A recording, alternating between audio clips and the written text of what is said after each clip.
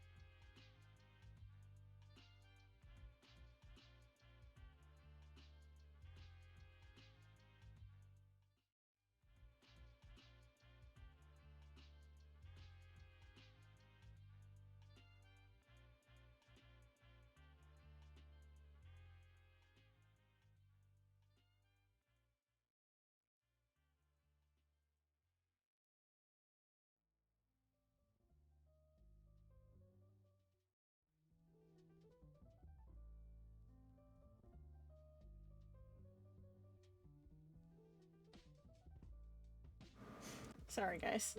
Camera issues apparently. Didn't want to focus for me this evening. Welcome in.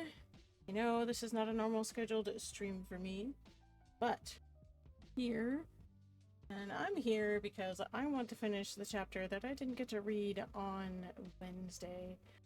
There was a lot going on Wednesday, and it was already 9:30 by the time I got through chapter 13, so I felt like leaving chapter 14 kind of to stand on its own would be better, because it's a little heavy. As you might notice, there is a content warning on the stream, mainly because there's a lot going on in chapter 14, and it is kind of. So I just wanted to put that out there for anybody who might be sensitive to that kind of thing. I understand if that's not your type of thing. It's not, you know, overly heavy or graphic, but I just added that as a warning for anybody that might find it difficult. So I am just getting settled over here.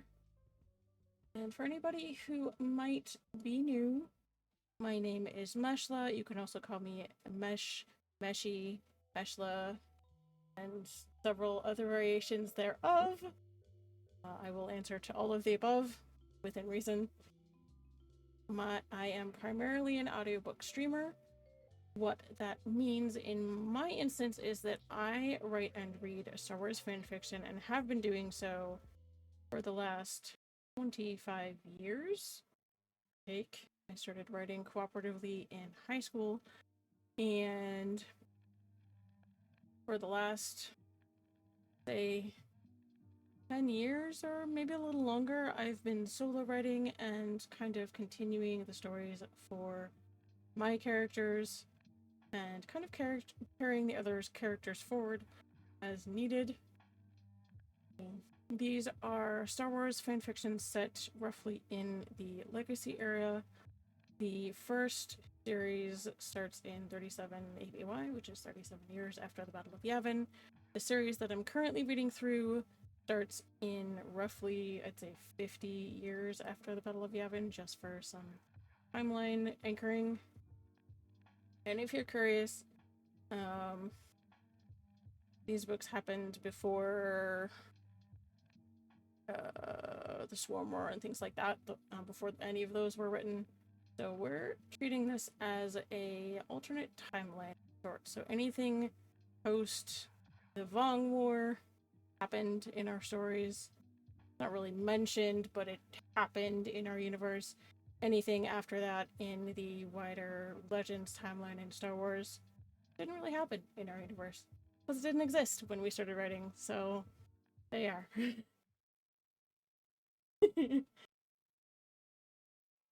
So, with that out of the way, I'm going to get a drink of water, which is right here, and I'm going to move some things around on my screen, and we're going to get into reading. I would recommend that you have tissues. Just saying. I'm just putting that out there.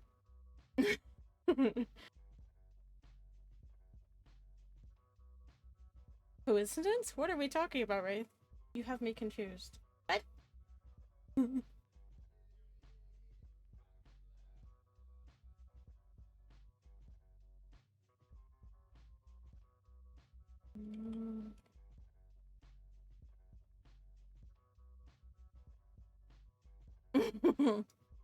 I know, I wonder where you got that idea from. Also, if you guys see me looking off to the left or right, it's because my chat is now on the left-hand screen, so that I can read what is directly in front of me. I will eventually get my hands on a prompter, but for now, I'm doing the best that I can. Yes, only the Shadow knows, because the Shadow knows everything, Wraith. Don't you know that?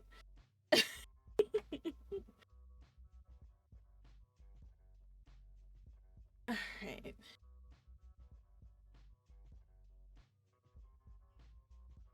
Alright, I'm gonna get a little bit more water. And I apologize if my voice may be cutting out for you guys. I do have volume gating active due to the AC and also the computer fans over here. So hopefully you're not hearing that and just hearing me. Hope so. Let me know, please. Alright. So for any of you guys that were here the last time I was reading, which was Wednesday, I was reading my fanfiction called A Warrior's Heart, and we read chapters 11 to 13. I had originally planned to read chapter 14 that evening as well, but that did not occur because we have gotten into some kind of heavy material. So I was having a rough time, and I'm sure several of you were as well. It's not meant to pull anybody down, it's not meant to be depressing, it's just where the story is at this point in time. So, with that being said, hope you guys are ready for this.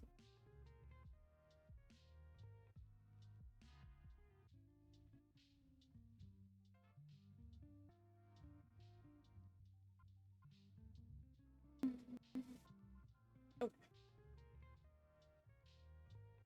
Alright. Getting myself all situated here. Proper posture is important, kids. I don't know if you noticed, but I just pulled the arms up on my chair.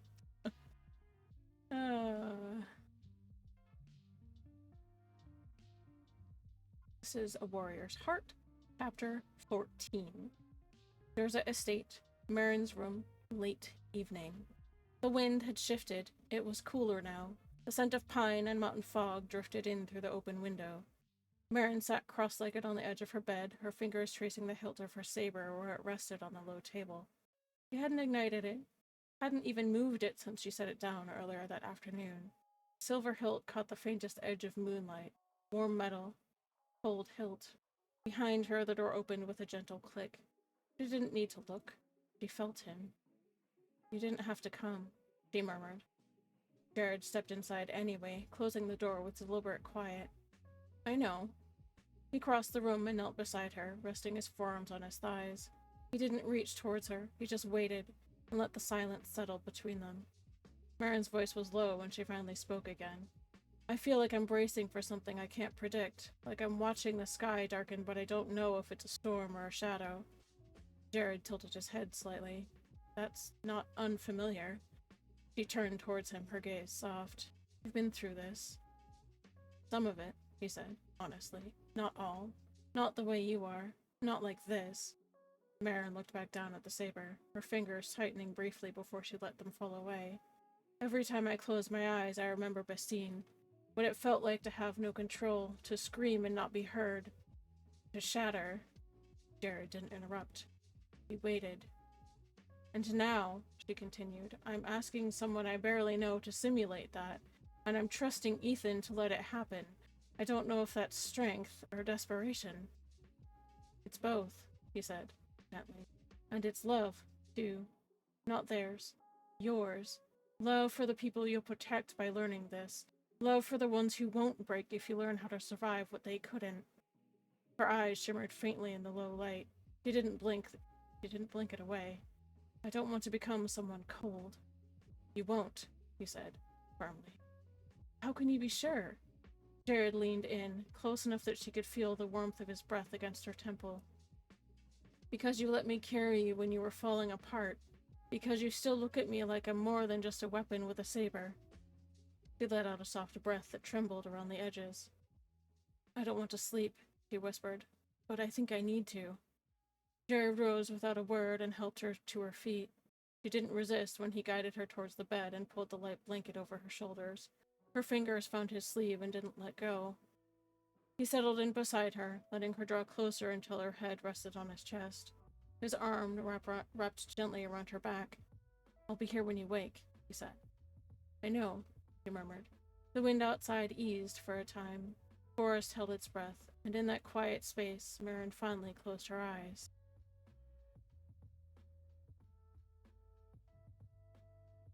Day 3. The final test. The morning came gray and windless, a curtain of mist draped low across the treetops. The clearing was silent.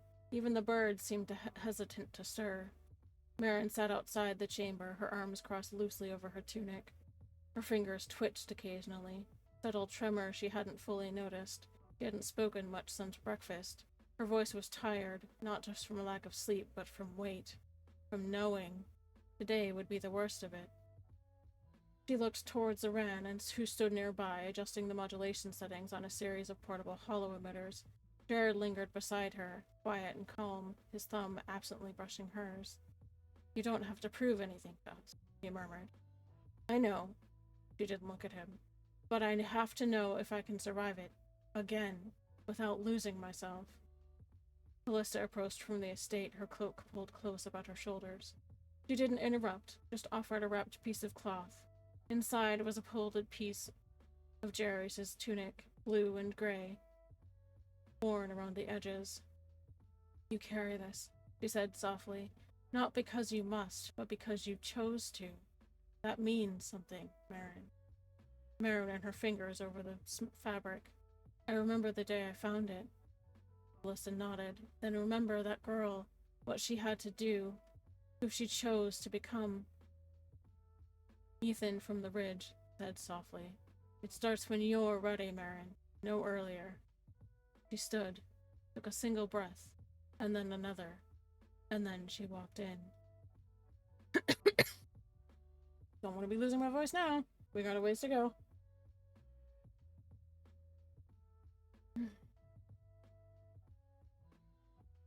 At first, it was quiet. A faint breeze, a low hum.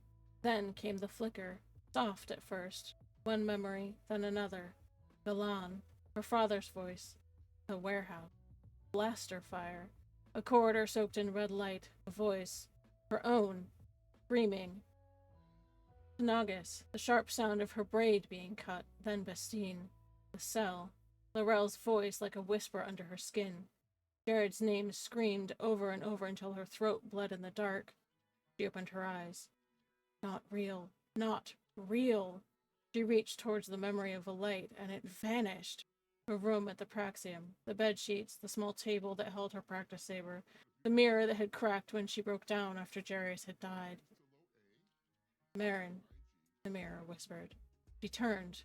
It was herself in the mirror, but her face was younger. The frightened girl who had left Mount Adon in the dead of night. The one who had stolen a ship and nearly shot Jarrett, just for trying to follow. "You're still me," she whispered. The reflection didn't smile. It flickered, and then shifted into a mask. A Mandalorian helmet. Her own. And then that vanished too. Exterior, the observation post. Callista's hands were clenched white around the railing. "Her readings are all over the board," Jared said tightly. "She's holding. Barely. She's in the storm now," Ethan murmured. "We don't pull her out unless she asks. She made that clear." Ren was still, watching, waiting. "She's past the point I ever reached," he said, almost in disbelief. "They're not just showing her things. They're using her doubts, her memories. They're trying to break the things she never told anyone." Now the light was red. Everything burned. Catan. Jared lay dead on the floor. Callista was screaming, Ethan unmoving, a blade at her throat, her own hand holding it. Voice. Jarius. "You couldn't save me." "No. You left me. No. You were never enough." Her knees buckled. She fell. "You don't get to say that." Silence filled the room. A single spark of orange-black light bloomed in the void. A lightsaber, its hilt scarred silver and black. The orange-black blade shimmered into being. Her first saber, the one she carried even now. Her father's legacy. Her own. Marin reached out, not with fear, not with anger, with choice, and she stood. Her voice was steady and strong. "I am Marin Durza. I am Jedi. I am Mandalorian, and I am Katani, and I am not broken." The storm faded. The walls faded, and she was still there. The hatch hissed open slowly. The light inside was gold, streaked with smoke. Marin stepped out on trembling legs. Aran moved first, catching her arm gently. "You made it," he whispered. "You did it." She nodded, barely able to speak. Callista took her next, pulling her close, both hands on Marin's cheeks, tears forming in her blue eyes. "You held on, even through that." Marin didn't speak for a long moment. She looked at Jared. "I knew you were real," she said, her voice hoarse. "I remembered your voice." Jared stepped forward, took her hand, and held it firmly. "And I'm still here." Ethan's arms lowered slowly from where they'd been crossed over his chest, but there was pride in his eyes. "You're ready." She looked at all of them, still trembling, but still herself. "Then let's go home."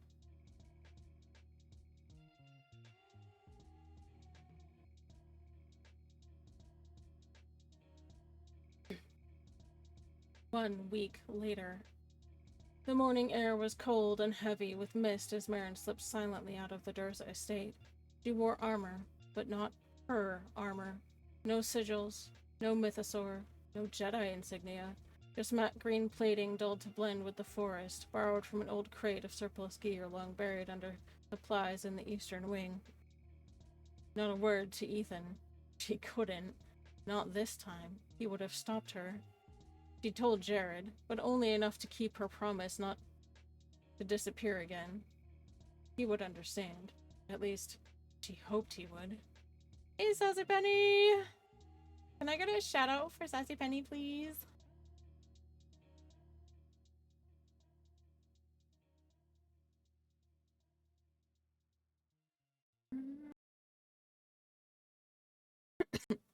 The datapad she decrypted last night has showed a convergence of Kirtsad recon signals, traces of old listening posts, and one faint transponder code she recognized. The Tresinia. The old ship had been untouched for months, hidden in the clearing she'd used years ago when she went after Jarius' killers. But now, someone had found it, and Marin knew Deathwatch didn't leave relics untended. This was fate. She had to see. Within the Durza estate. Moments later. "She's gone," Jared said quietly, his cloak half thrown over one shoulder as he stepped back from the main corridor. His voice was low, but it carried, steady and sharp enough to cut through the cold. Ethan looked up from where he sat by the hearth, his expression unreadable, and then it shifted, flickering between concern and that shadow of something darker. "You let her go?" he asked. Jared's jaw flexed once. "She told me just enough to make me promise not to follow, so I didn't. But I didn't promise to stay quiet." From the far end of the chamber, Aran stepped forward, already keyed into the shift in atmosphere. He hadn't said a word since Jared walked in, but he was listening, and his instinct had already kicked in like a spark down a dry wire. "What did she take?" he asked, bluntly.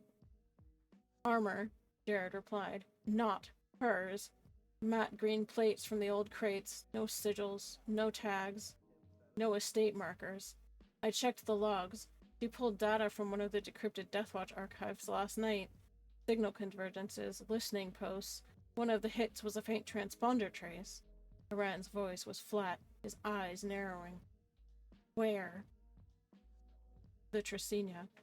Jared met his gaze evenly. "It pinged from a clearing east of here, same place she went when she was a kid, facing ghosts after Jarius died." Ethan was already moving. He didn't say why. He didn't need to. The muscle in his jaw was twitching. Rage and fear laced through every motion as he crossed to the weapons locker and keyed it open. His gauntlets were already in place by the time Aran followed. "She's not ready for this," Ethan said. "Not after what we just put her through." "She knows," Jared replied. "She's just not waiting for us to catch up." Aran pulled open the secured crate by the wall and lifted out his gear, silent and methodical. It had been weeks since he'd worn the full set, longer still since he'd felt the weight of the past in every piece, but it all came back easily, like it had never left. He locked the last strap and dropped the helmet into place. "We'll cut east through the ridge," he said. "Stay below the tree line. If they're baiting her, they're watching that clearing." Jared clipped his saber to his belt. "She didn't even take a comm." "She knew you'd follow," Ethan said, tightly. slinging his rifle over one shoulder. She just hoped we'd be too late to stop her, but not too late to save her. Orion turned towards the doorway, his visor flickering green against the dim hallway light. Then let's not prove her right.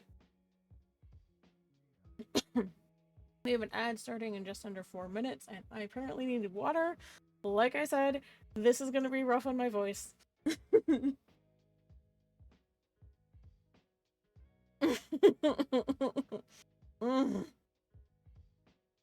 You are right there. Why do you think I have water? Because I'm wrecking my voice right now trying to do not only emotion, but like all of these male voices that are murdering me. Give me a second. I didn't want to assault you guys with my coughing. Alright.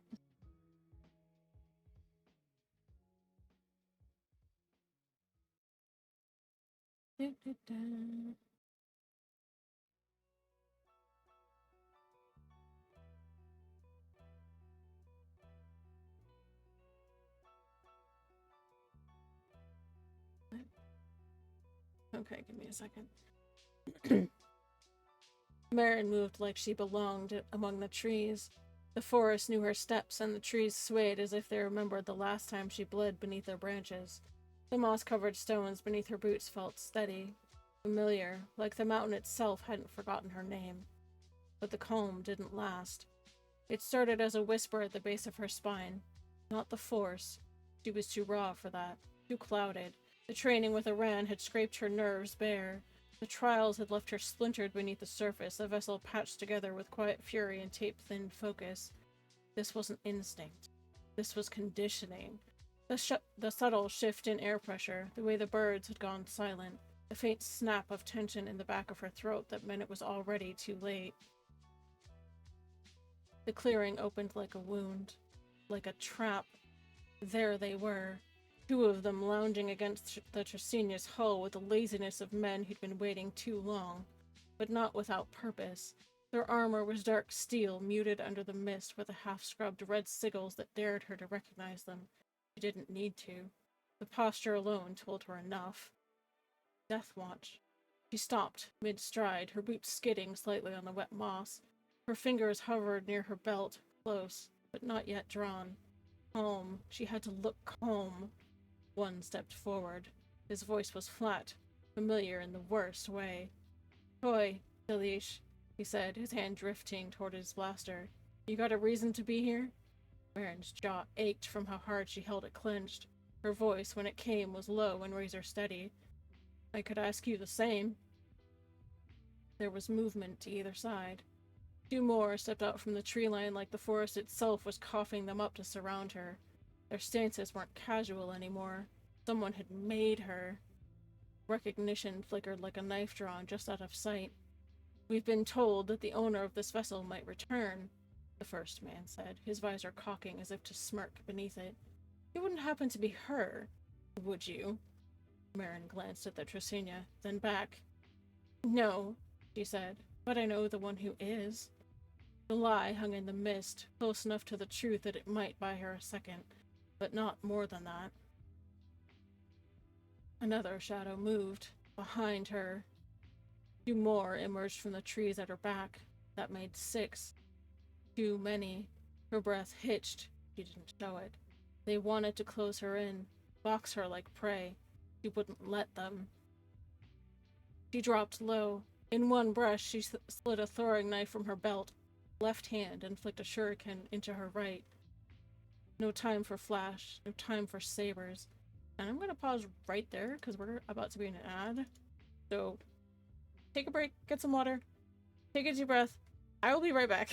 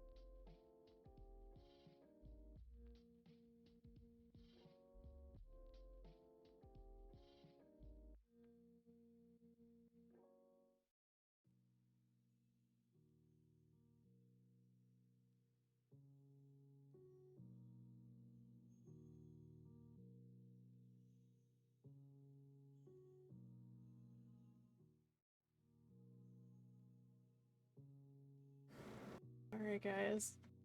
Sorry for that abrupt cliffhanger. I didn't want to read during the ad and have people not hear it. I try really hard to pay attention to those.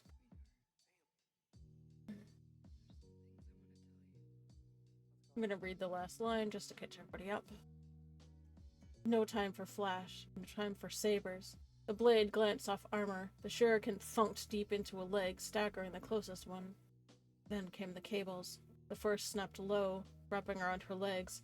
She sliced it clean, stumbling forward. The second coiled around her torso. Third wrapped around her arms, yanking them tight just as she raised her second blade. She fought, fiercely, like she had in training, in the dark, in the cell she'd made Iran build. This wasn't a simulation. This was precision. They knew how to break a Jedi. A stun bolt seared into her ribs.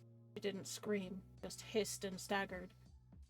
Another clipped her shoulder, sending a jolt through her neck. She stayed on her feet longer than they'd expected. Grit kept her standing. Fury, the stubborn defiance of someone who refused to fall again.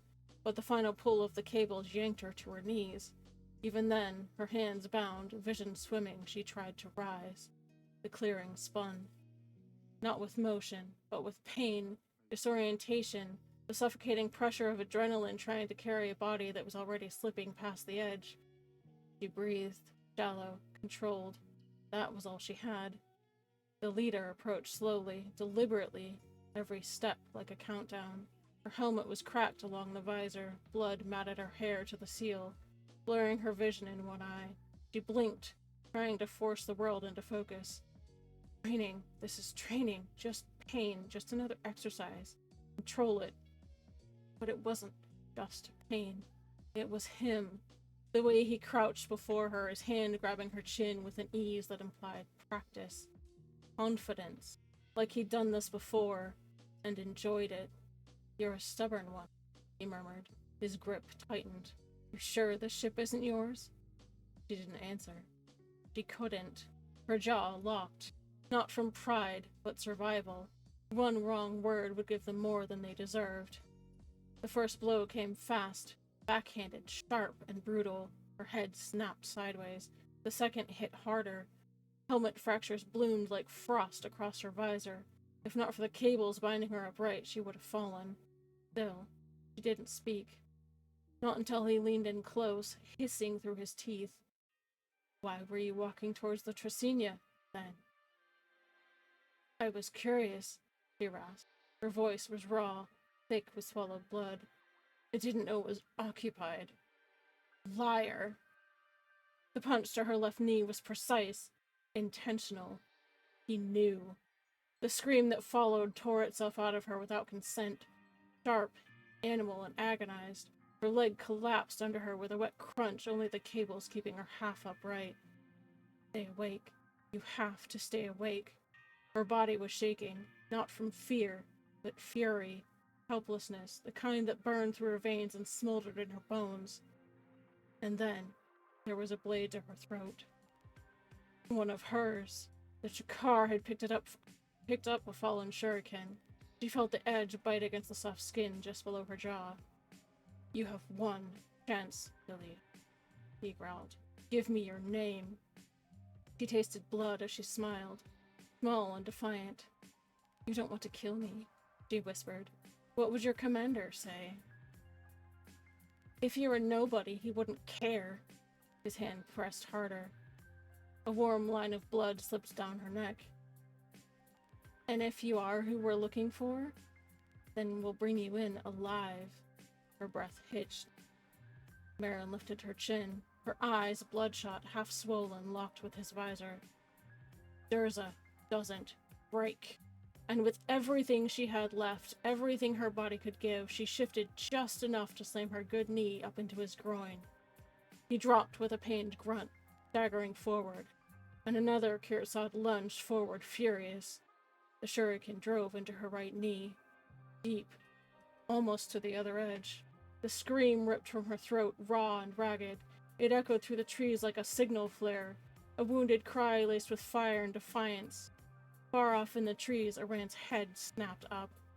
Jared was already moving, sprinting toward the sound with a saber igniting mid-stride. And Ethan. Ethan didn't say a word. He just ran, teeth clenched, rifle drawn, a storm in his chest that had waited years for something to burn. Marin sagged forward against the binding cables, trembling. Her breath hitched with each pulse of pain radiating from her knees. Her vision blurred. The shuriken in her right knee felt like it had replaced the joint entirely, searing and brutal. Her left knee was worse. Something inside had torn, broken, and still, she was not unconscious, not broken, not yet. Her body begged to collapse, to shut down and drift away, but she forced her thoughts to stay tethered. Ethan, Aran, and Jared. One of them had to be close. They'd come. They always did. But what if they didn't? What if this time? No. She clenched her jaw. Durza doesn't break. The leader was recovering from her strike, dragging her partially upright again, fury radiating from every movement.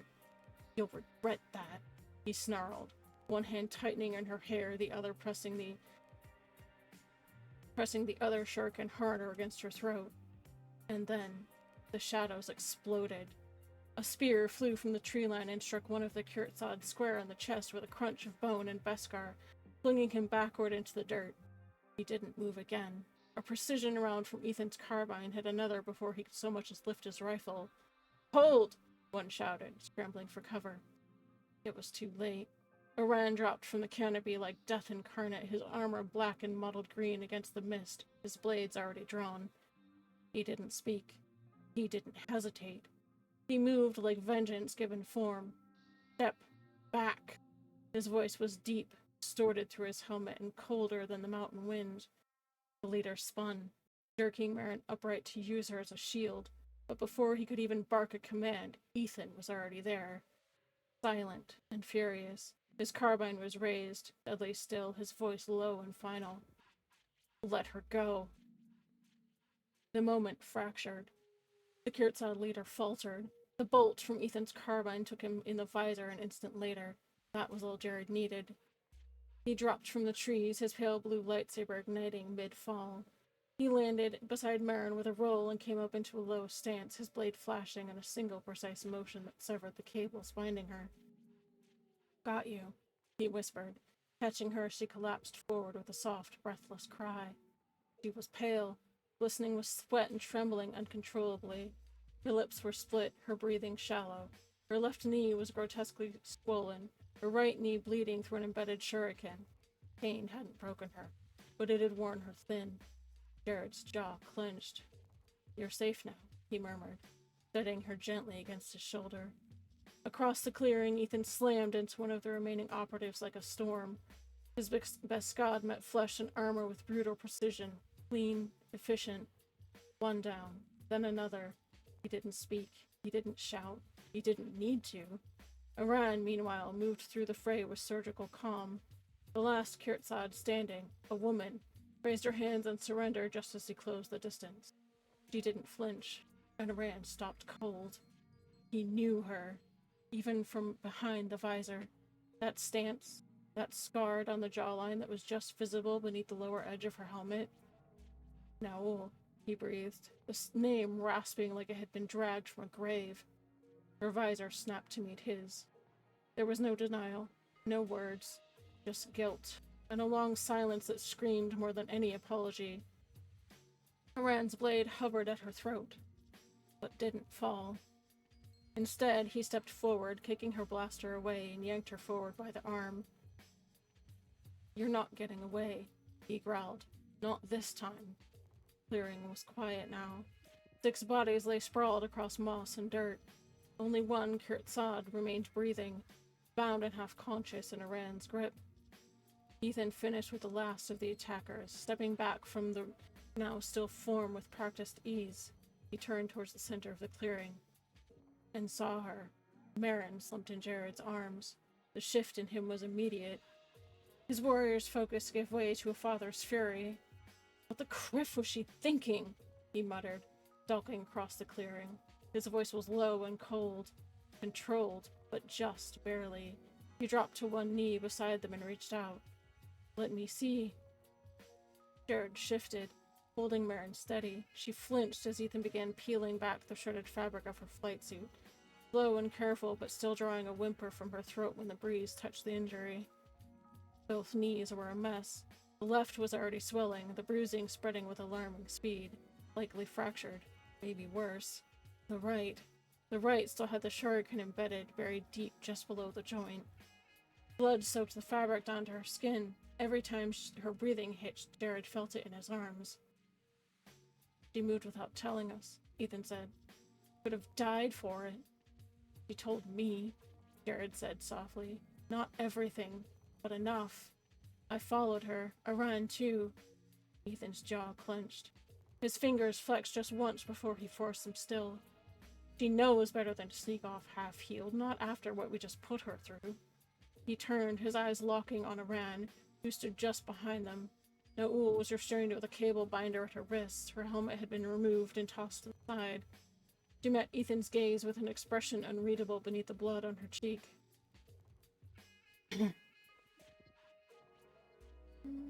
Sorry. Losing my voice. You get her to the holding cell, Ethan said. Same bunker we used before. And don't kill her. Aran gave a sharp exhale, half a bitter laugh.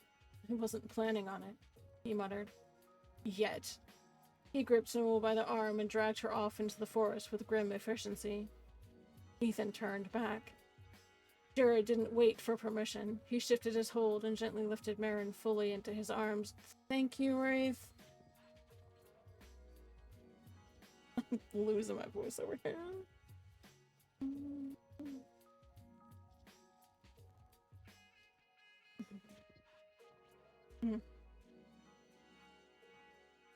Gonna work a stretch in there too, because yeah. Thank you. Thank you. Thank you for taking care of me. All right.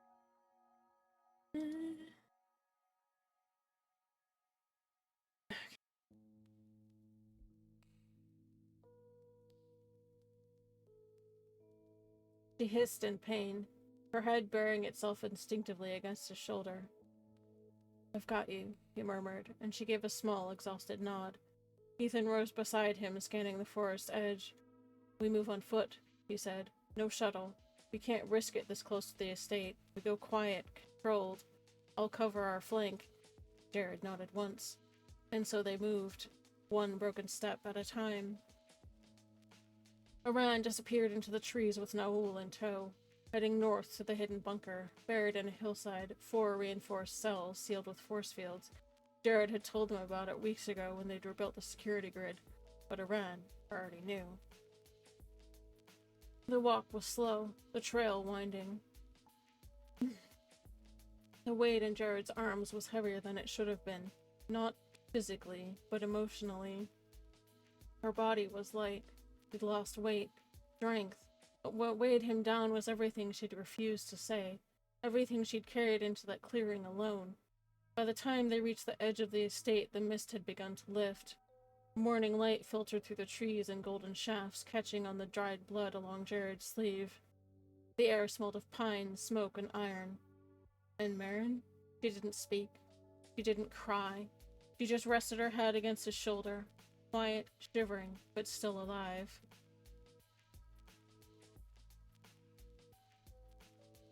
Dorsa Estate. The estate doors were already open ahead of them.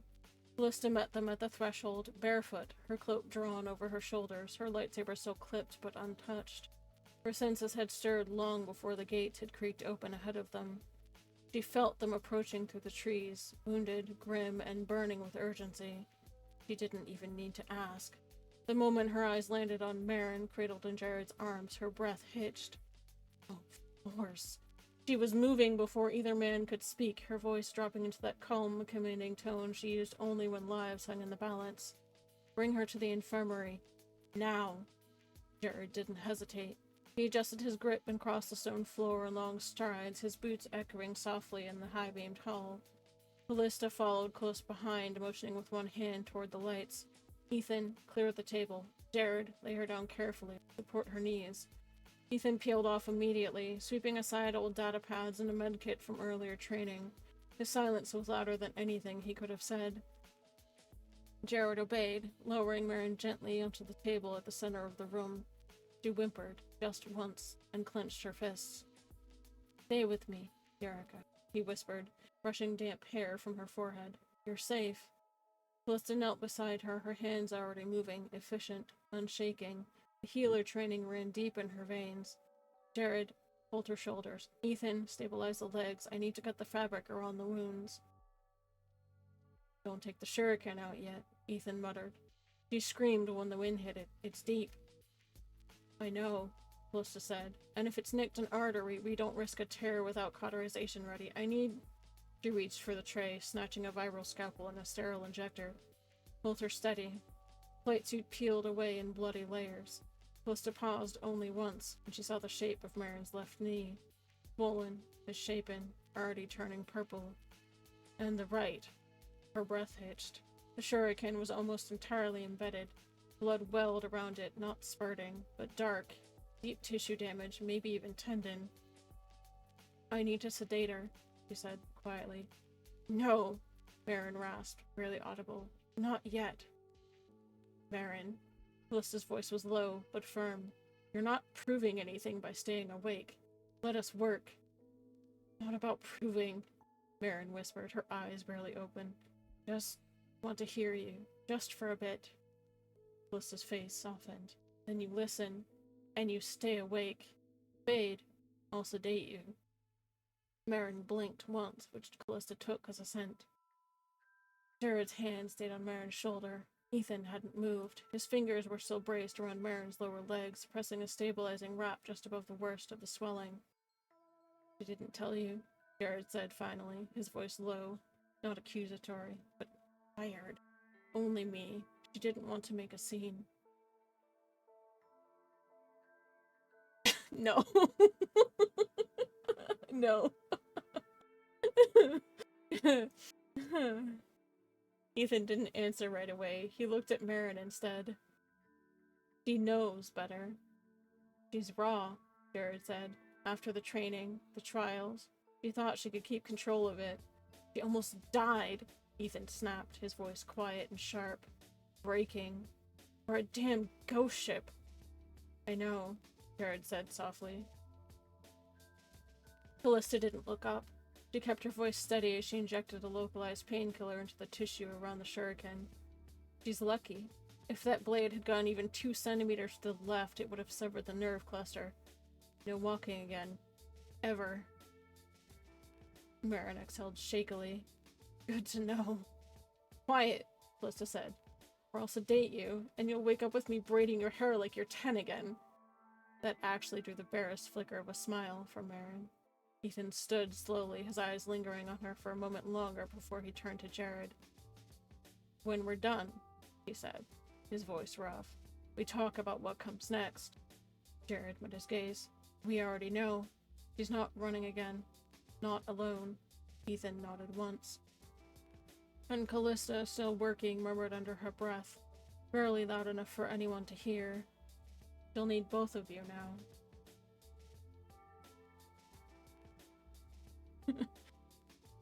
Thanks for breaking the tension, Wraith. I appreciate you.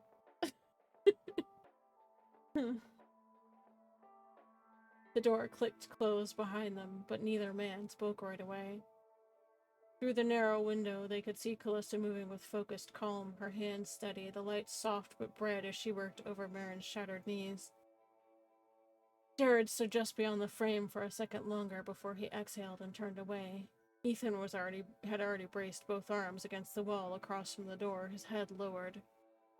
For a long moment, the only sound was the muted hum of the estate's power systems and the wind brushing against the outer windows.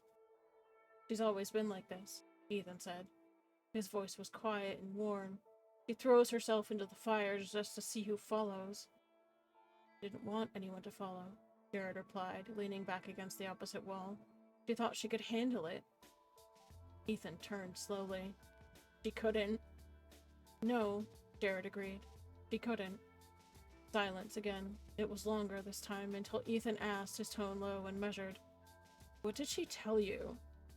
Jared didn't deflect. Oh, sorry. When did she tell you? I can't read.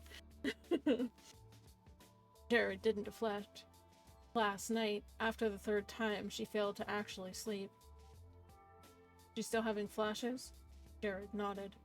Not visions. It's training bleed over. She's reliving it, what a run put her through. Ethan's jaw tightened. We agreed to it. I agreed to it. I stood right there and let her walk into that training area to be broken down and then rebuilt. He asked for it. She shouldn't have needed to ask for it, Ethan snapped, then immediately reined it back in. His voice dropped again, flat and ragged. She should have never had to learn that, any of it. That's on me. No, Jared said. That's on Bevan, on Joran, on the Kirtsad as a whole. He spat the word like the curse it was. On everyone who turned her into a target before she even had a saber in her hand. You trained her to survive. Ethan looked away. His hands were fists at his sides. Survive, yes. Not walk off half-healed and bait a kill team. She wanted answers. He thought if she could prove she wasn't broken by what happened, she'd be strong enough to lead. She doesn't need to lead, Ethan said. Not now. Jared's eyes didn't leave his, but she will. You know it. I know it. And whether she's ready or not, people are already watching her. That landed. Ethan's shoulders dropped slightly. Just a fraction. But it was enough to let the grief surface through the anger. I carried her on Galan, he said quietly. After we found the warehouse. After she brought back Jerry's helmet like it was the only thing worth saving. Train. Hold on. Okay. I'm gonna stop right there. Daily vocabulary word for the day. Okay. Since we're using this word 20 million times in this chapter, I'm gonna put it in the chat.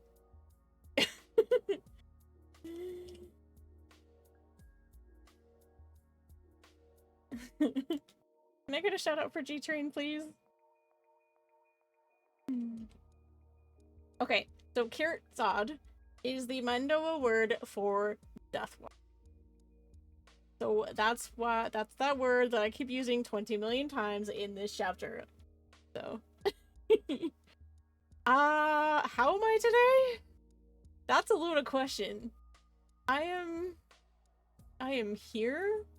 I am reading and trying to not unravel in the middle of all of that. There's a lot going on. But I'm here, I'm reading, and Wraith keeps making me laugh to break the tension, which I appreciate. And thank you for that pause for the vocabulary check. That also helps. So yes, our vocabulary word for the day is Kirtsad. I might be saying it wrong. Do it. It loosely translates as Death Watch, which is a Mandalorian splinter group who are fanatics and extremists. I would kind of equate them to, I don't know, maybe the Taliban? I don't know. But somewhere along those lines. Just to give you a rough idea of the kind of fanaticism we're dealing with. Okay. We have an ad starting in 3 minutes and 20 seconds. I'm gonna read until then. Jared nodded. You carried her. Stefan taught her. Callista gave her heart, but she's not a child anymore.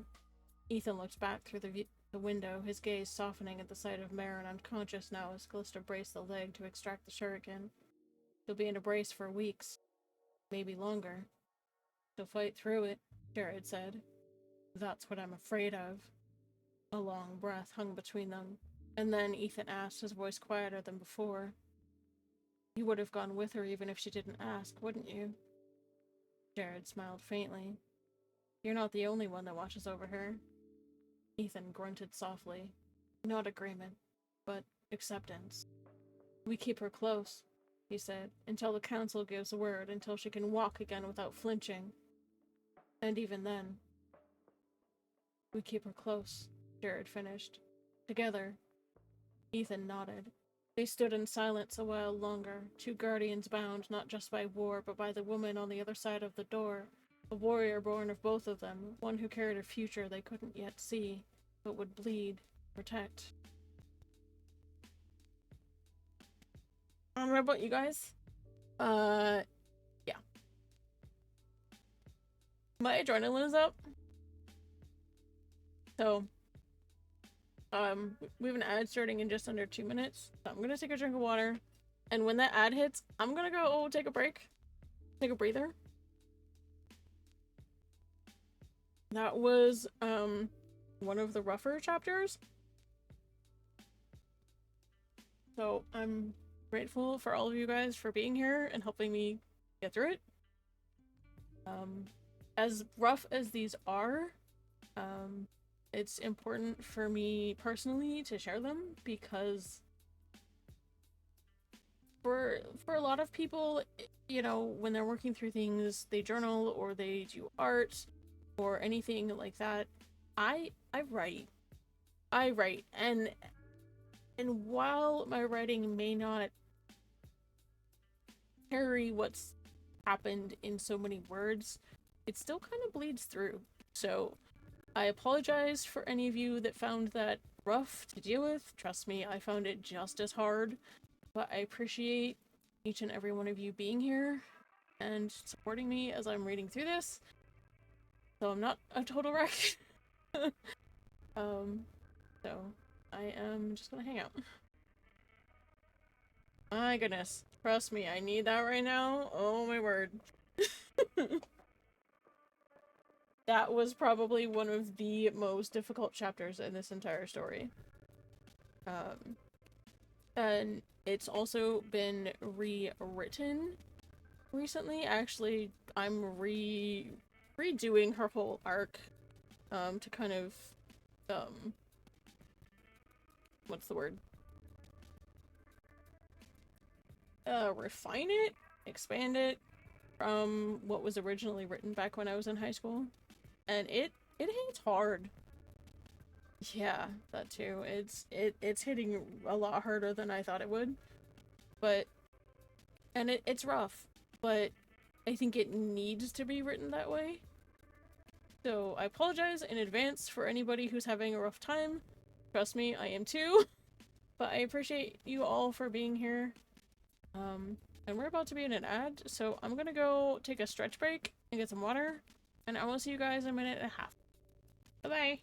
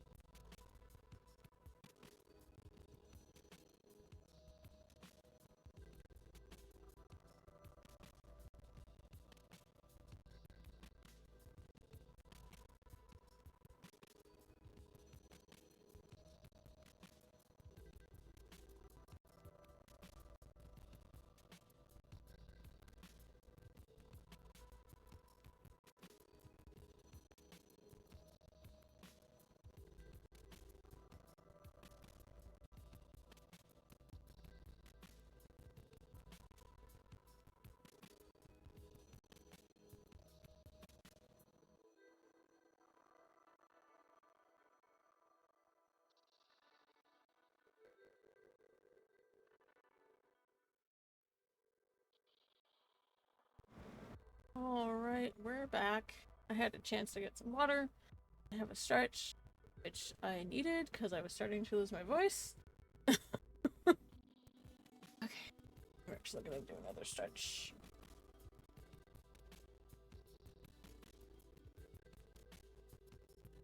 This will not be as long of a stream as I normally do, mainly because I wanted to definitely get through chapter 14, which took about an hour.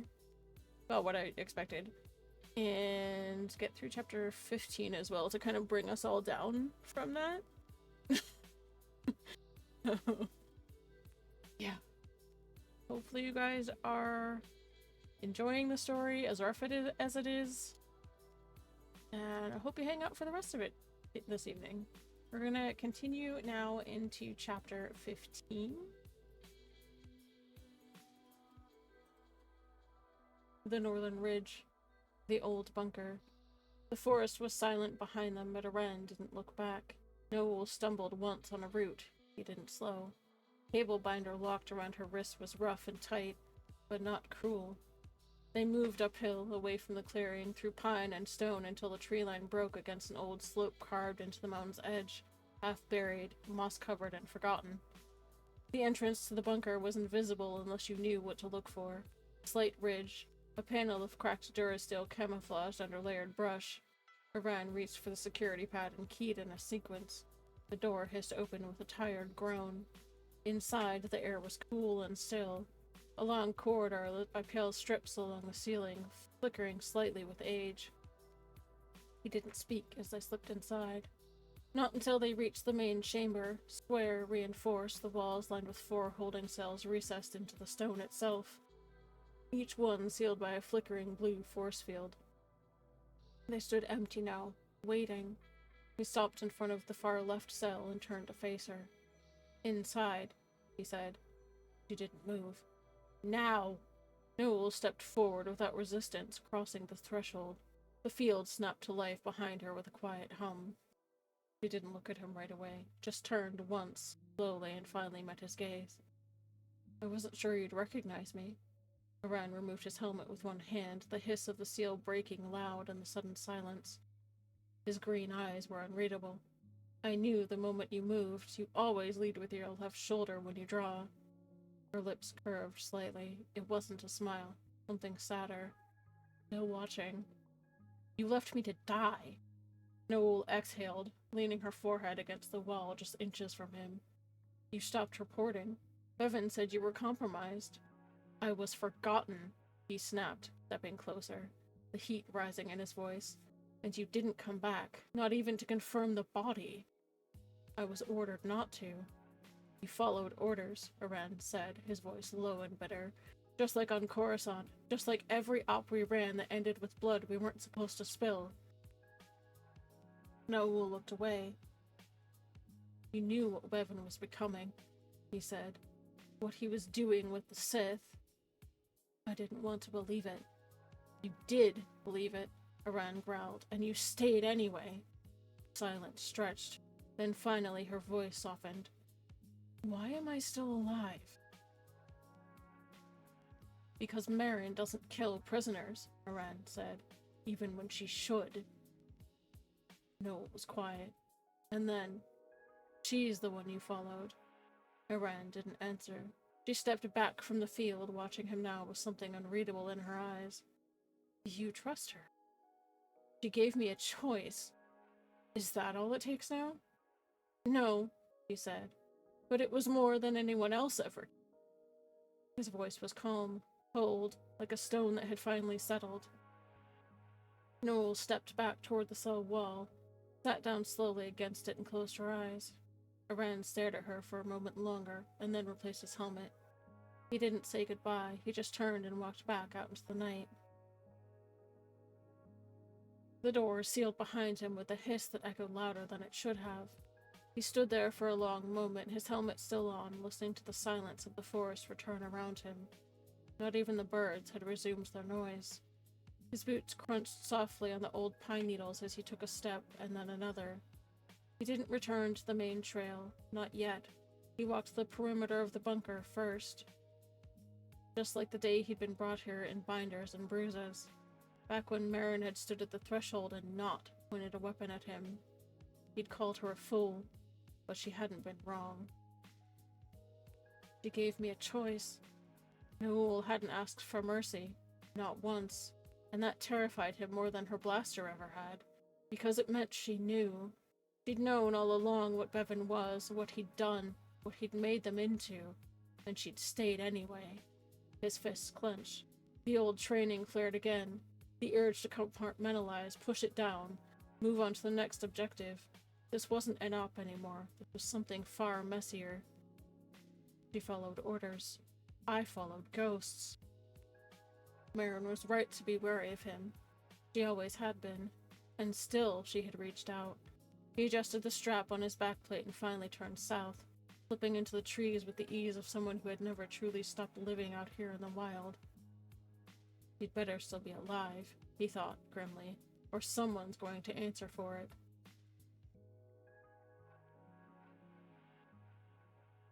I have a really hard time doing male voices, so please excuse me if I don't get the voices just right. I am trying. There's like 4 guys in this section of the story, so I have to differentiate them somehow. It's kind of wrecking my voice, but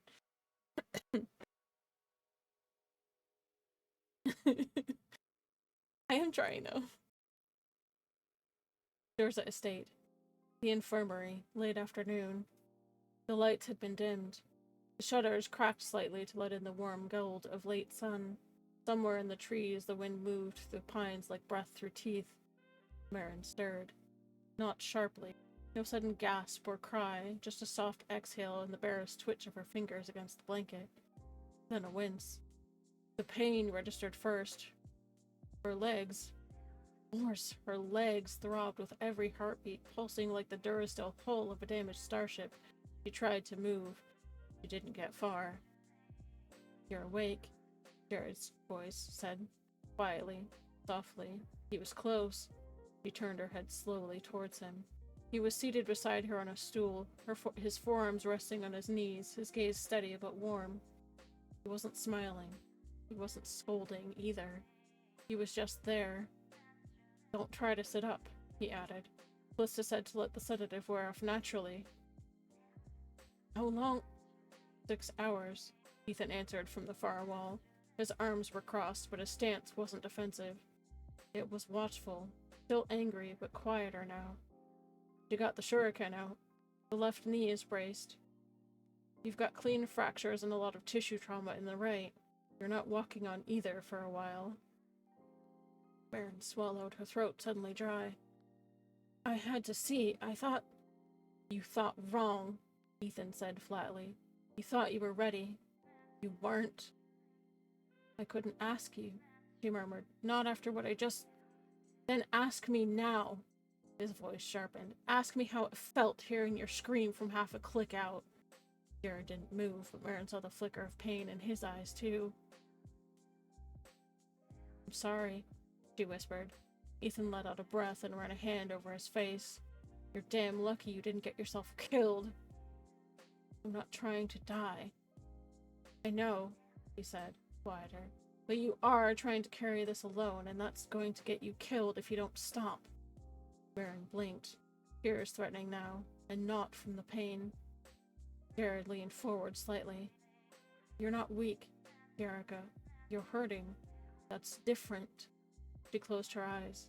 "I thought if I could face it without breaking, maybe I'd be ready for what's coming."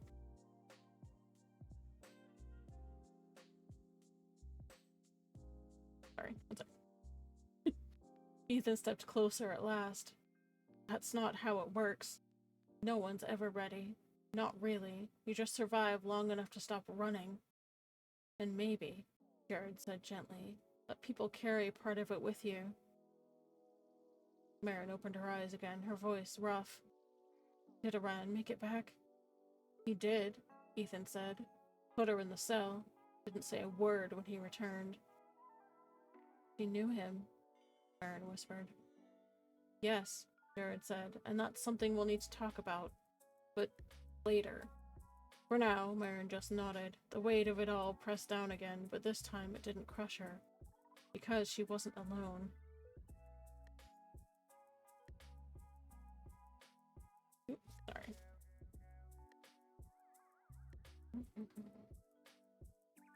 I need water. Male voices are killing my vocal cords.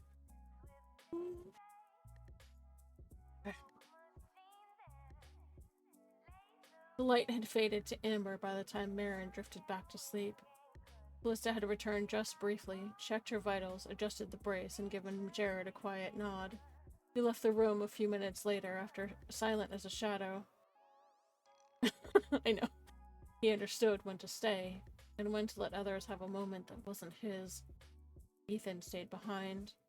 He stood by the window for a long while, his arms folded, his eyes tracking the tree line as the pines swayed gently in the evening wind. The air smelled faintly of antiseptic, old wood, and the iron tang of blood that hadn't quite faded from the battlefield. Behind him, Marin lay still, bandaged, braced, her breathing shallow. He turned at last and walked towards her bed, and pulled the stool closer. He sat down with the weight of someone used to silence, the kind of silence that had no comfort in it, the kind he'd carried since Galan. For a long while, he didn't speak. And then his voice came, low and rough. "You would have stopped her," he said, staring unseen at the edge of the bed where Marin's bruised hand rested atop the blanket. "Back then, you would have known before she ever walked out that door." There was no response, of course. There never was. Not me. I trained her to be strong, to fight, to survive, and I've done that part well enough, haven't I? She'll outlast every one of us if she keeps getting back up like that. His hand flexed once on top of his thigh and then stilled. But I missed this. Missed the signs. She's hurting in ways I can't reach. I see it in her eyes every time she thinks no one's watching, and I think maybe you would have done better. He looked at Marin then. The bruises on her cheek, the stitches near her collarbone and just under her jaw, the slight tremble in her fingers even now. "She doesn't know this," he murmured, voice quieter.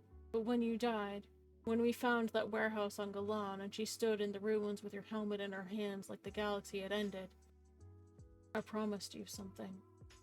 His jaw clenched.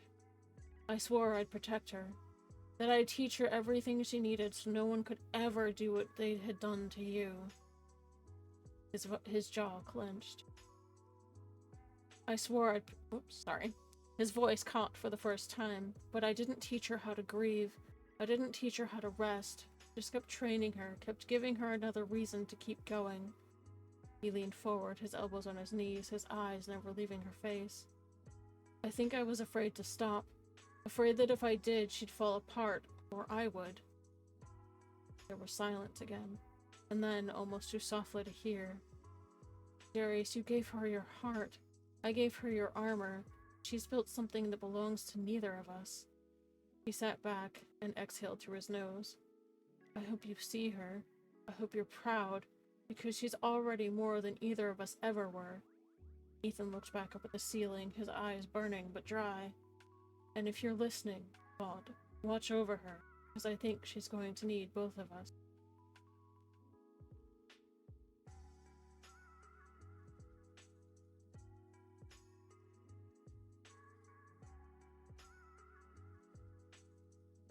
Jared stood with his back to the stone wall just beyond the door to the infirmary. He didn't eavesdrop. Not intentionally, but he'd known Ethan long enough to read the silences. He could feel the weight in the air even through stone and wood, heard the bare edge of Ethan's voice, muted grief, sharp regret, and something deeper. A conversation not meant for him. Conversation meant for someone long gone. Jared bowed his head. He didn't move. He didn't pace. He just waited.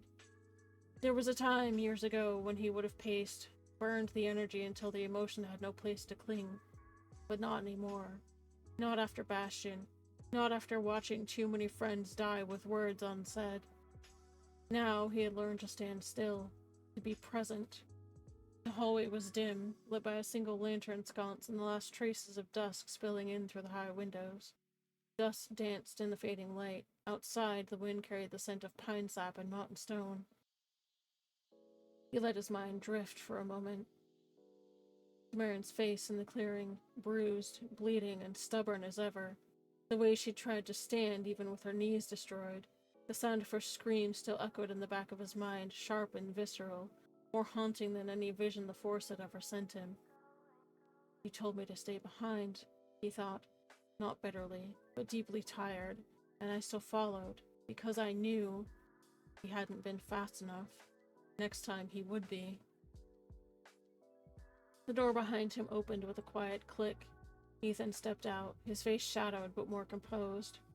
He paused when he saw Jared standing there. They didn't speak at first. Jared merely straightened.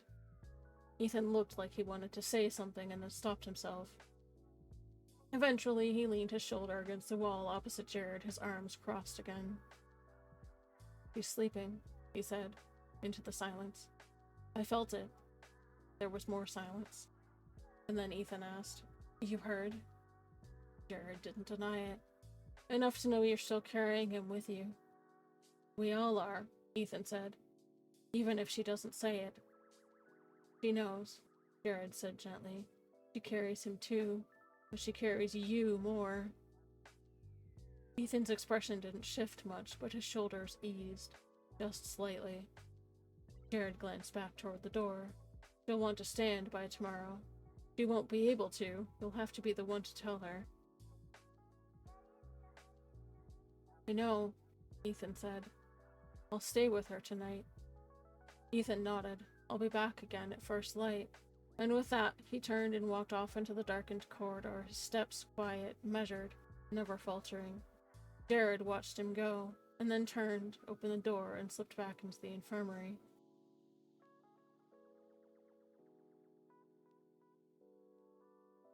The Durza estate, the outer hall, near midnight. Jared heard the door before he even saw him. Heavy tread, a muted hiss of hydraulics adjusting under the weight of full armor. Aran stepped through the outer door with his helmet tucked under one arm, his face sharp in the low light. His green eyes swept the corridor once, reflexively, and then settled on Jared without surprise. "Is she still alive?" he asked. "She is." Aran nodded once and then leaned against the opposite wall, still catching his breath. He didn't speak right away. Neither did Jared. When Aran finally did, his voice was distant. She didn't flinch. Not once. Jared tilted his head. "No?" "Not even when I activated the field. He looked at me like she already knew what I'd become." Jared considered that for a moment. "And did you?" Aran laughed. It was short and grim. "I think I've always known. I just didn't have a name for it until Marin said it out loud." Jared's gaze softened. "You're not the same man she found in that clearing weeks ago." "No," Aran said, "but I remember him, and I think Newell does too." Jared studied him for a moment. "You're not going to hurt her?" Aran looked at him then. Really looked. "No," he said, "but I'm not done with her either." Jared nodded slowly. "That'll be Marin's call." "It always is," Aran muttered. And with that, he pushed off the wall. "I'll take first patrol. Callista said she locked down their perimeter, but I want to make sure. There's too much blood in the air." Jared didn't stop him. "I'll be here. Wake me if you need anything." "Watch her back," Aran said. "Even from herself." "I always do." The room was dim and quiet when Jared stepped back inside. Only a small side lamp glowed, casting soft amber light over the bed. Marin slept uneasily, her breath catching now and again, pain still etched across her forehead. He pulled the stool back to her side and sat down with a quiet sigh. He didn't reach for her hand. Not yet. Instead, he just watched her for a time, breathing in the stillness. "She'll blame herself for surviving," he murmured to the room, or maybe to the Force. She didn't run. Not this time. He leaned forward, elbows on his knees, his voice lower now. "You'd be proud, Darius. She doesn't break, even when she should." He reached out, finally brushing a stray lock of hair from Marin's cheek. And then he stayed. Through the dark, through the hours, through the restless shifts in her sleep and the soft sounds of wind against the shutters. He stayed. Okay. Ethan arrived at dawn. He stepped in without a sound, pausing just inside the threshold. I can words. Jared was still there, slouched slightly in the chair next to the bed, one hand resting near Marin's. They exchanged a glance. Jared nodded once and stood, stiff, from the vigil. She stirred an hour ago, but didn't say anything. Ethan crossed the room slowly. Go get some rest. Jared hesitated, and then slipped out, leaving the door to close softly behind him. Ethan sat. He didn't speak at first, just watched her as the golden morning light spilled through the shutters, casting soft bands across her face and the blanket over her knees. Eventually, Marin's eyes opened. She turned her head, just barely. Etika, I'm here, he said. She swallowed. It hurts. I know. He paused. I wish that were all. Her brow furrowed, still half asleep. What do you mean? He exhaled and ran a hand down his face, then met her gaze and told her plainly, You're not going to be able to stand. Not for a while. There was silence. Her breath hitched just once. How long? At least 3 weeks before we try. Maybe more. Calista says the shuriken almost severed the tendon. She turned her face away from him, blinking quickly. Ethan didn't push. He just sat there with her. But like Darian, he said, quietly, that's not weakness. I shouldn't have gone. No, he agreed, but you did. And now we deal with what's next. Together. She didn't answer, but her hand shifted, reaching toward him. He took it gently in his own, and they sat in silence as the sun rose over the trees and the forest breathed a little easier.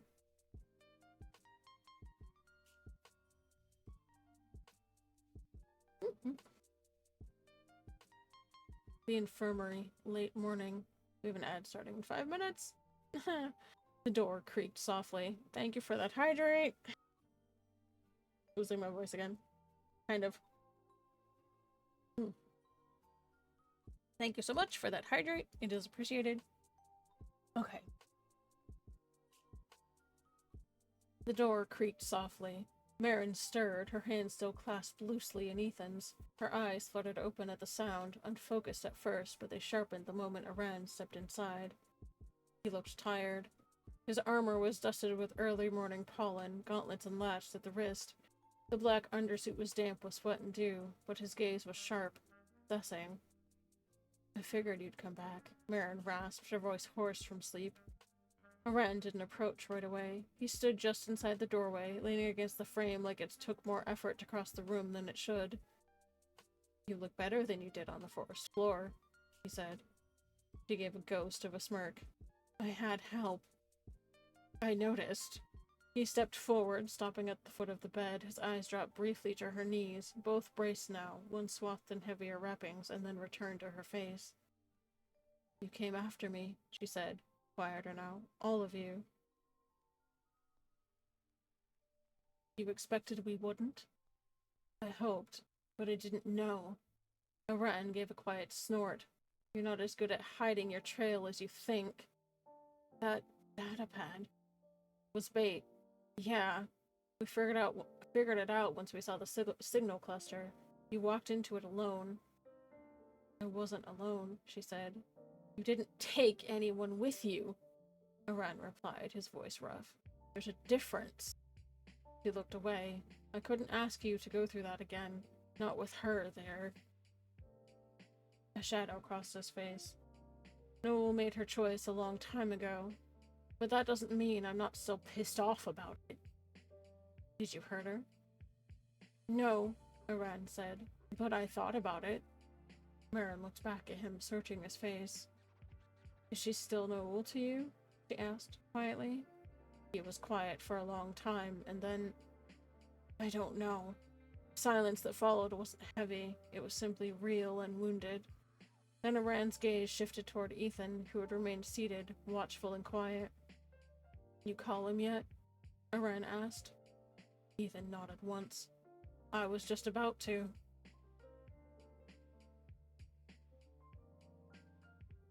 Might have enough to get through the scene before the end. We'll find out.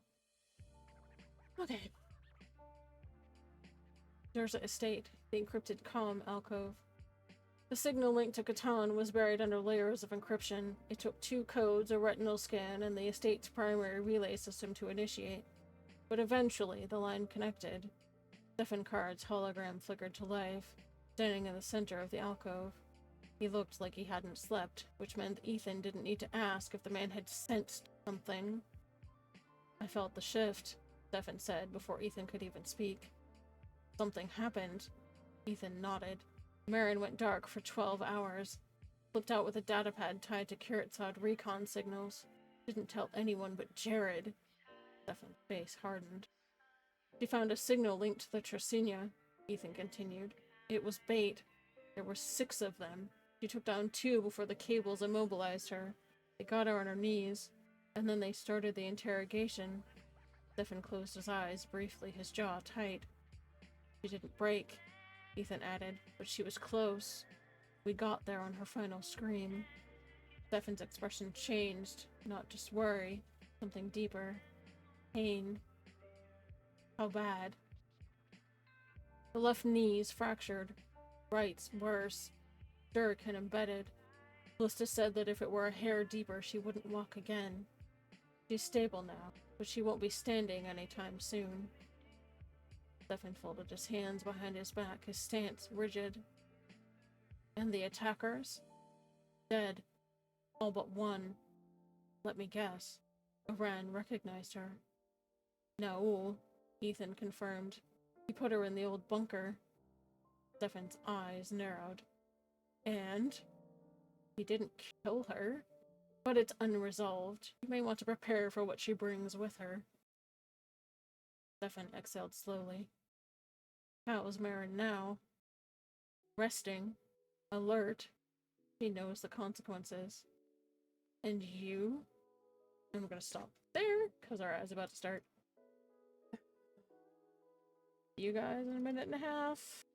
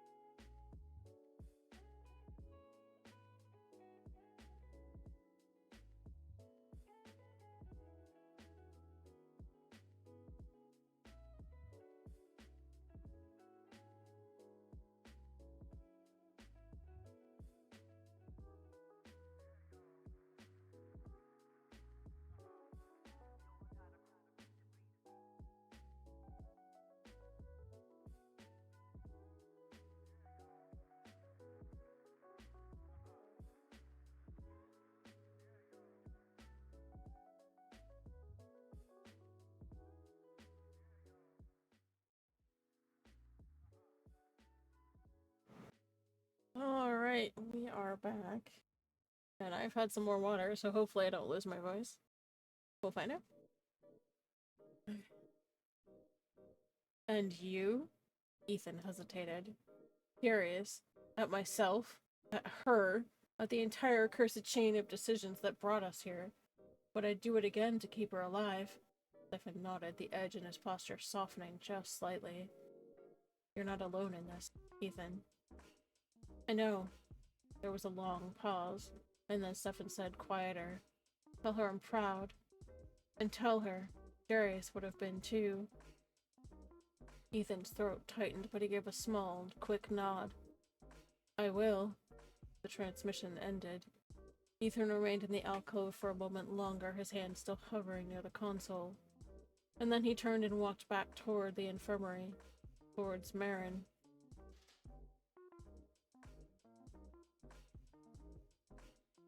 Infirmary. Midday. Marin was awake again when Ethan returned. He looked tired, but clearer now.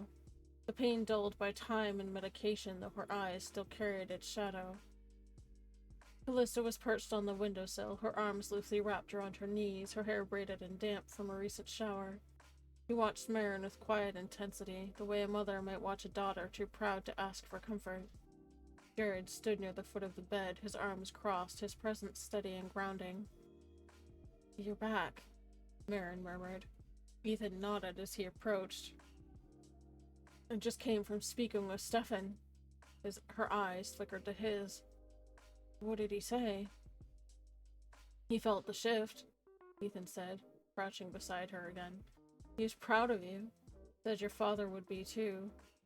Marin swallowed hard. Her eyes burned, but she didn't cry. Callista shifted off the windowsill and came to rest a hand lightly on Marin's shoulder. You should sleep again soon. You need the rest. I know, Marin whispered, but I hate this.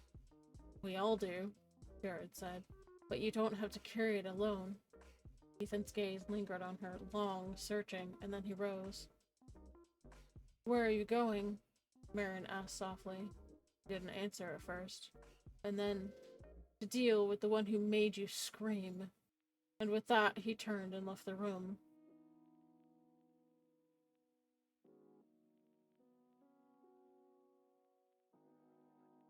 The northern ridge. Bunker. The late afternoon. The door groaned open, the stale air hissing as it gave way to the light beyond. Ethan stepped inside like a storm held at bay, his armor stripped down, but his gauntlets still on. He wore plain fatigues, no sigils. Newell sat cross-legged on the floor of her cell. Her dark hair was tied roughly back, one eye was swollen shut. She had a split lip, but she was calm. Too calm. The force field flickered faintly between them.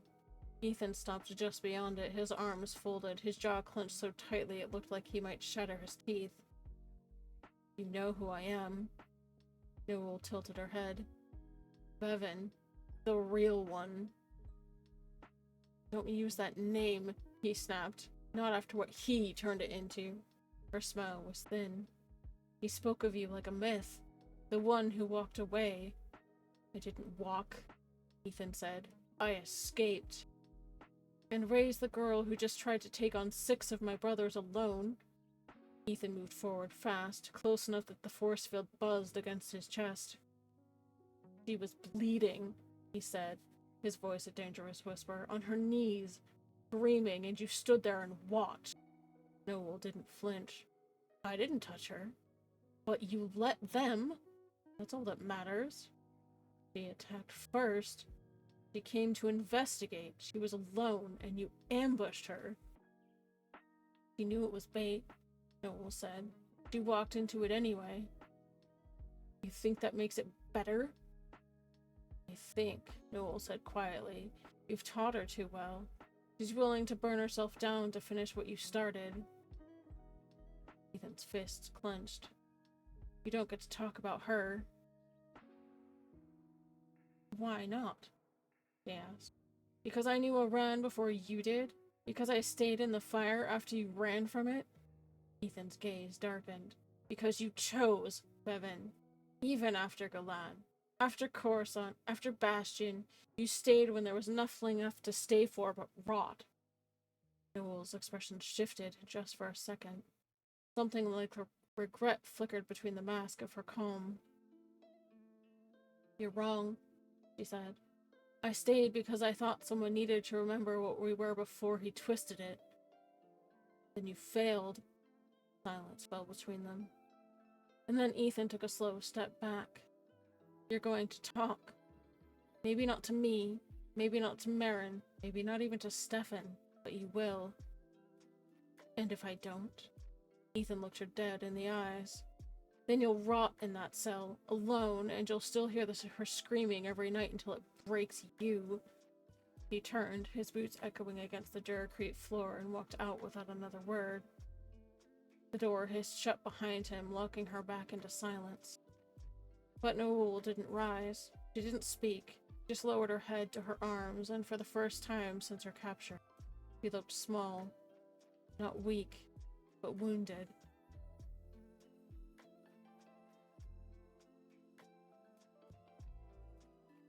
Infirmary.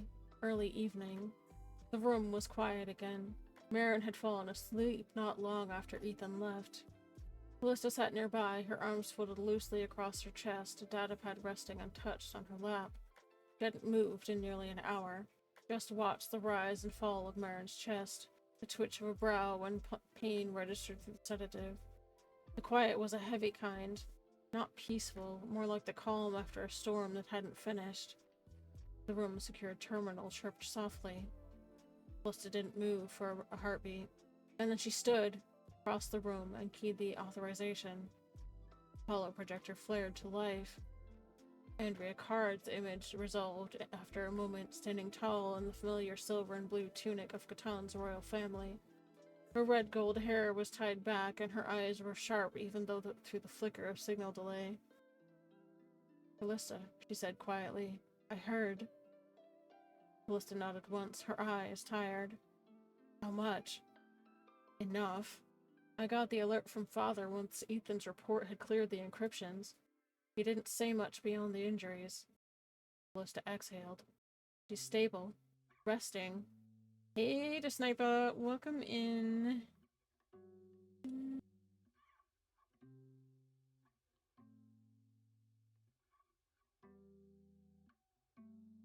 Andrea studied her for a long moment. "How bad is it really?" Callista didn't answer right away. She turned, her gaze drifting back to Marin, curled slightly on her side, both knees braced, an old blanket tucked gently around her shoulders. And then she returned to the console. "She's lucky to be alive," Callista said. "They had her on the ground. Tables.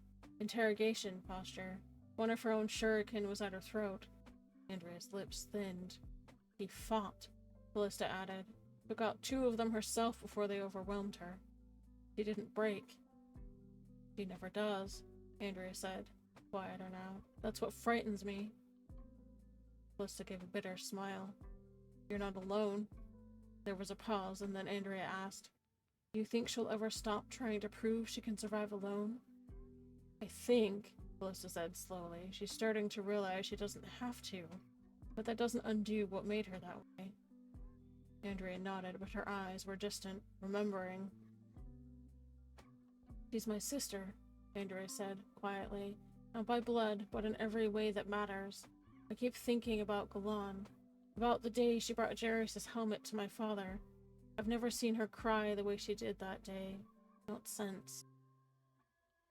"She won't cry for herself," Callista said, "but she'll fight for all of us, even if it kills her.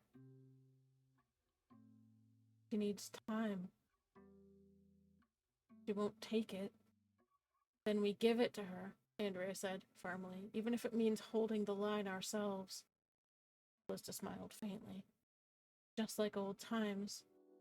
"Exactly like old times," Andrea said. "And Callista, watch Ethan. I know him. He'll bury this if you let him." "I won't," said. "I've buried too much already." Andrea gave one final nod. "I'll be at Canton if you need anything. Intel, medical support, a ship. Just say the word." "I will," Callista said. "Thank you, Andrea." The signal cut. The holo faded.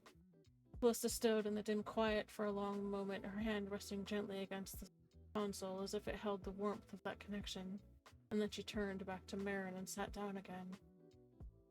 "Rest while you can, little one," she whispered, "because I think the next storm is already moving."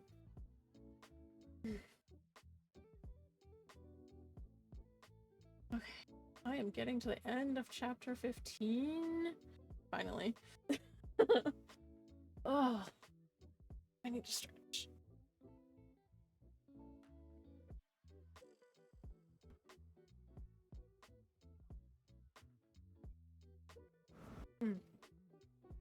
Sorry about that. Went to stretch and started coughing. The southern trail. Mid-evening. The forest changed as Aran descended. The north was pine, cool, sharp, and bristling with stone and frost, but the southern trail softened as it wound down into lowland groves and older wood. The air grew warmer and heavier. The wind shifted from sharp whispers to rustling leaves and the distant hum of water. Aran moved like part of the terrain, quiet and calculated, not armored this time. Just in a sleeveless dark tunic, his old sidearm holstered at the hip. The sun was low on the horizon when the colony finally came into view. The settlement was modest, but fortified, walls made of durasteel and stone layered with native timber. The watchposts were quiet but manned. Lights flickered in the windows. The scent of cook fires and machine grease hung in the air. He approached the outer gate without hesitation. 2 guards stepped forward. One wore the combat armor of the Katani Marines. The other had plainclothes of a settler, but his grip on the rifle was professional. Marin didn't know they were there. Private request from Ethan to Colonel Talon. "Name?" the guard asked. "Aran Werda," he said evenly. "I'm here to speak with the administrator, Aaron." The Marine sentry tilted his head slightly. "You're the one she captured up north." "Voluntarily," Aran clarified. That earned a long look. Eventually, one of them keyed the comb. "We'll see you," the settler said after a pause. "Straight ahead to the main hall." The room was warmer than Aran expected. Not in temperature, but in tone. Rough-hewn benches, worn stone floors, and a fire pit built into the center hearth. This wasn't a place for ceremony. It was a place for living. A place for people who built with their hands and protected with whatever they could scavenge. Aaron stood behind the central table, already waiting. Tall, broad-shouldered, wearing a simple sleeveless work vest over a tunic and gloves half dusted with carbon scoring. His graying hair was tied back. His brown eyes, sharp but tired. "You're the prisoner," Aaron said, not accusatory, just precise. "I was," Aran replied, stepping forward. The 2 men regarded each other in silence for a long moment. "Marin let you out," Aaron said. "She gave me a chance." "You think you've earned that?" "Not yet," Aran admitted, "but I'm still here." Aaron nodded once and then gestured to the other side of the table. "Sit," Aran did. For a moment neither spoke again, and then Aran broke the silence. "She was ambushed 4 clicks north of the estate, walked into a Kirtsad trap." Aaron's fingers flexed on the edge of the table. "When?" "Yesterday. Mid-morning. She followed a recon signal to a clearing. 6 of them were waiting." "Who pulled her out?" "Ethan. Jared. Me." "Is she alive?" "She is," Aran said. "Both knees are destroyed. She won't stand for weeks. Maybe longer." Aaron exhaled and looked away. He wasn't shocked, but wounded, like someone who'd expected this, just not so soon. "She told you where she was going?" Aaron asked. "No. Jared figured it out and followed her." Aaron nodded slowly. "She told me once people didn't always come for her, that when she went silent the galaxy moved on." "I didn't," Aran said. "Good." Aaron leaned forward. "Because if you ever do, if you ever leave her behind again—" "I won't." The words weren't defensive. They were a promise. The 2 men locked eyes, and something settled between them. An unspoken agreement forged not in trust, but but in understanding. She mentioned you, Aaron said after a moment. Didn't say much, just that you'd seen what Kiritsan became, that you walked away from it. He stumbled a bit over the unfamiliar word, but not as much as he might have 2 years ago. Barely, Aaron replied, but I'm still walking. Aaron gave a slight nod and then gestured to the exit. You're welcome here, he said, but not untested. You want this to mean something? Prove it. Help train my people. Teach them what she can't. Aaron stood. I will, he said, firmly. And as he turned to go, Aaron said one last thing. Quietly, pointed. She's stronger than any of us, but even the strongest can fall when they think they have to carry everything. Aaron didn't look back, but his voice was steady as he answered. I'm not going to let her fall.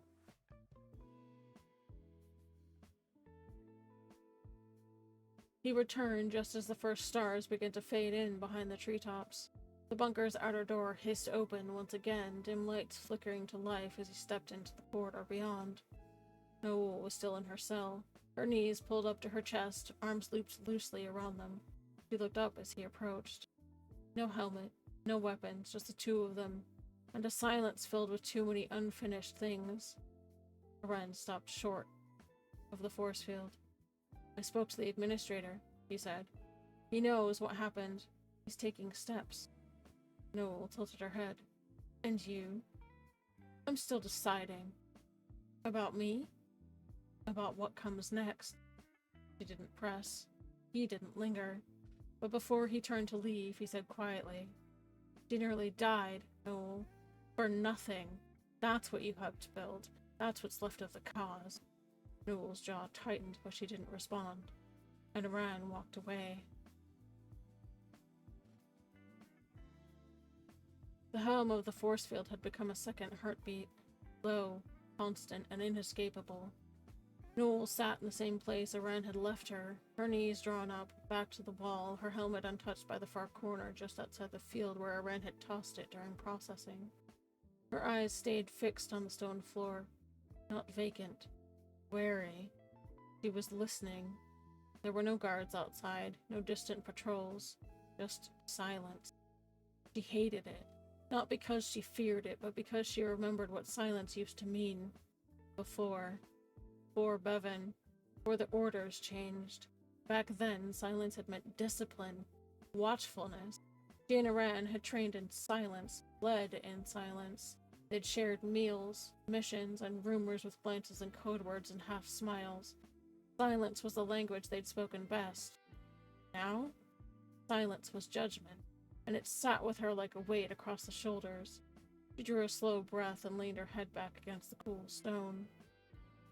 Her lip had stopped bleeding hours ago. Swelling around her eye had begun to fade, but her chest still ached. Not from the stun baton, but from something deeper, older. Aren had looked at her as if he hadn't recognized her anymore. He was right. She didn't recognize herself, either. Durza doesn't break. Marin's voice echoed through her memory, not shouted, but declared. The words hadn't been meant for Noel, but they'd landed anyway. Because Noel remembered a time when that name had meant nothing. And now it meant everything. Marin Durza had survived Bastine, interrogation, loss, and still she stood. And Noel had helped tear down that legacy. For what? She didn't even remember the last time she had believed in the cause. Not really. Not since Coruscant. Not since she saw the Sith crest sewn into the shoulder of a Kiritzad commander's armor and said nothing. Because by then it was already too late. I stayed in the fire after you ran from it, she'd told Ethan. But what she hadn't said was the truth. That she'd burned with it. And now there was nothing left but ash. A faint noise stirred outside the cell. A soft hum of a panel activating, and then quiet footsteps walking past. A perimeter sweep, someone else taking watch. No one said her name, no one asked if she needed food. What little Aren had left lay untouched on the tray millimeters inside the force field. No one reminded her that she was still human. She leaned her head forward again, arms tightening around her legs, and for the first time in years she whispered a name to herself. Soft and barely audible. Aran. Not a plea, not a memory, just a tether. Thin and fragile, but still there. And in the silence that followed, she closed her eyes. Alright, guys. Hey, look at that. Perfect timing. That is the end of chapter 15, guys. I'm actually going to go ahead and call it there. Because I don't know about you, but chapter 14 was really rough. So I'm gonna go ahead and call it there. I'm gonna take a minute and see if there's anybody that we can raid out to. Just to share the vibes.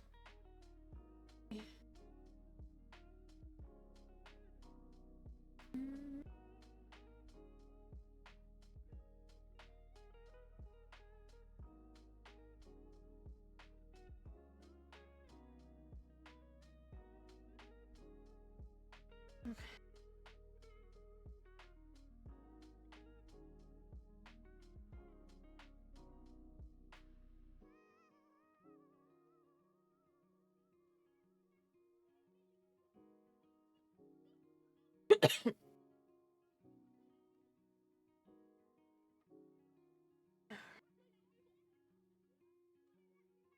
Just checking my list of people.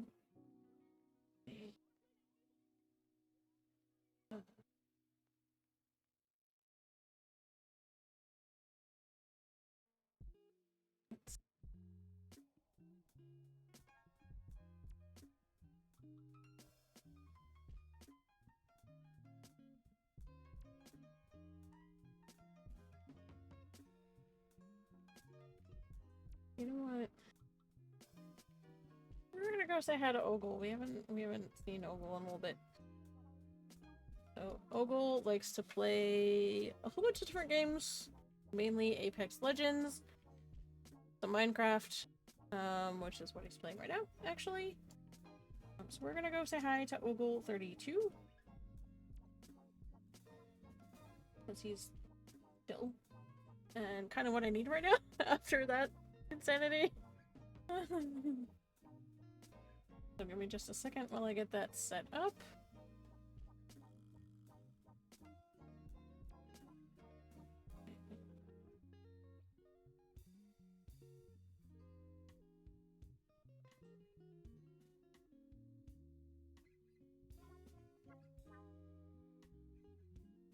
For Twitch to catch up with me.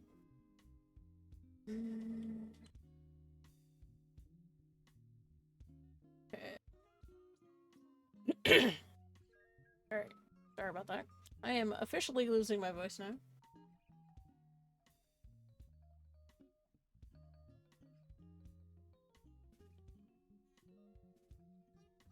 Okay.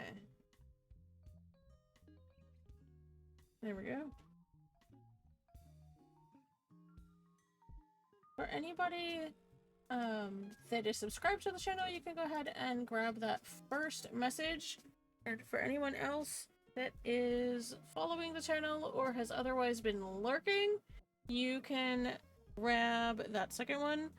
I would greatly appreciate if you guys could tag along for this raid and share the cozy vibes and some love to Ogle32, who's a good streamer friend of mine and pretty chill, although he gets locked in on Apex, but don't we all? So, I'm going to do a shout out for him. I don't think he's here, but... Alright. There we go. Is that gonna work? Okay, there we go. Alright. So, if you guys could hang around and follow me to say hi to Ogle32, I'd greatly appreciate it. I will be streaming again on Wednesday evening. That is going to be the 9th? Yes, the 9th. And I will be playing Star Wars The Old Republic with Dual Sun Brigands. I have no idea what we're doing. I have to look at the schedule. But we're gonna go say hi to Ogle. Hopefully I'll see you guys all on Wednesday for some shenanigans and a little bit less heaviness. And then I'll be streaming again on Sunday with a writing workshop, working on some chapters for probably a Warrior's Heart. I'm finishing some final edits on the later chapters because I did just finish the rewrites on that. So hope to see you guys on Wednesday and again on Sunday if you're able to be here. Thanks again for each and every one of you who was here this evening. Hope you enjoyed the chapter and the cozy vibes. I try to keep it cozy even if the content is not quite so cozy. So hope you all had an awesome evening and hope to see you all again. Have an awesome start to your week. Thanks, guys.